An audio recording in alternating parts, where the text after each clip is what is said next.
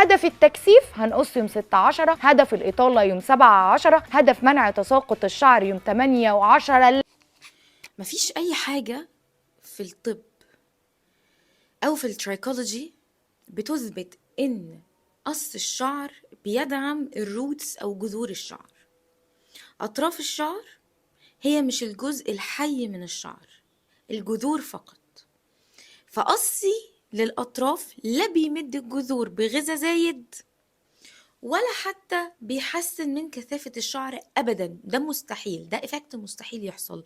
ما كانش حد غلب، كان كل مرضى الصلع الوراثي قصوا شعرهم كده. تاني حاجة التنجيم أو السحر القمري اللي كل سنة بتكلم عنه.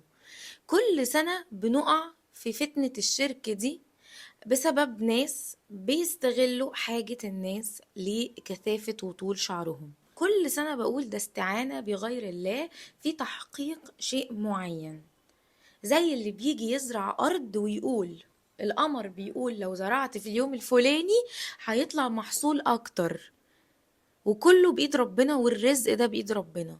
فحرام عليكم، وأرجو من الناس تبحث أكتر عند الناس المعنية أكتر بالموضوع ده وتشوف، وما تقعوش في شرك، ومحدش يستزكى. أصلا الفترة البيولوجية لصحة الشعر من آخر نوفمبر لآخر فبراير. تمام؟ يبقى هنبص على الفترة البيولوجية فقط.